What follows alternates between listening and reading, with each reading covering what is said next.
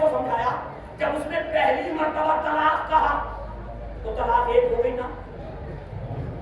تو جب اس کی زوجیت میں نہیں رہی تو دوسری کیوں دے رہا؟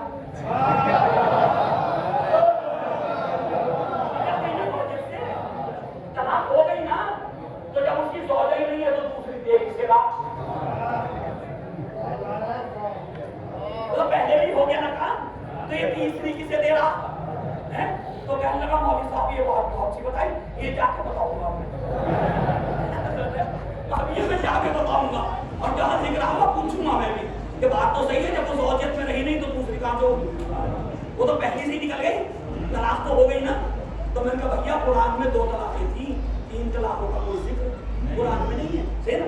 الگ الگ وقت میں طلاق دے کر کے اس کی مدت پوری ہو جائے, اس طرح 3 طلاقیں مرد دے دے, پھر اس کے بعد حکم ہے کہ اب وہ کسی اور سے شادی کرے, اس کے بعد جو ہے اگر وہ خود اپنی مرضی سے طلاق دے, اس میں بھی طے نہیں, ایک رات کے لیے نکاح کر لو, یہ طے نہیں ہو سکتا. تو یہ ساری مصیبت امت مسلمہ پہ کہاں سے آئی بتاؤ؟ یہ کہاں سے آئی؟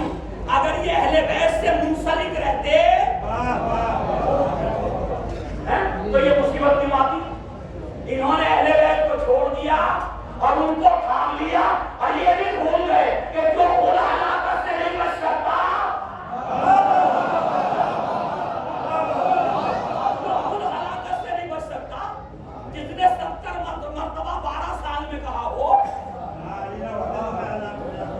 جس نے 70 مرتبہ 12 سال میں کہا ہو لولا علی لہلکا, اگر علی نہ ہوتے تو میں ہلاک ہو جاتا. تو 12 سال میں 70 مرتبہ ہلاکت سے کس نے بچایا؟ علی نے بچایا نا. تو جو بغیر علی کے ہلاکت سے نہ بچ سکتا ہو, امت اس کے راستے پہ چل ہی کیوں رہی ہے؟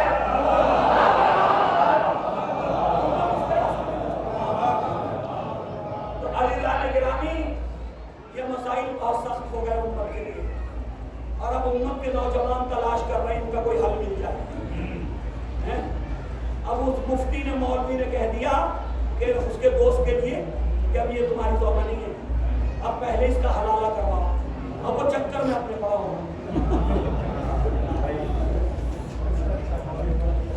حلالہ بھی تو وہی کرتے ہیں, تو مسئلے بتاتے ہیں. اور بھی تو عزیزان گرامی بڑے مسائل ہیں.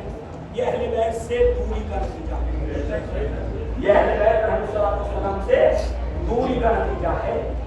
جو اہل بیت سے منسلک ہیں ان کے یہاں خدا کا شکر ہے, یہ خرافات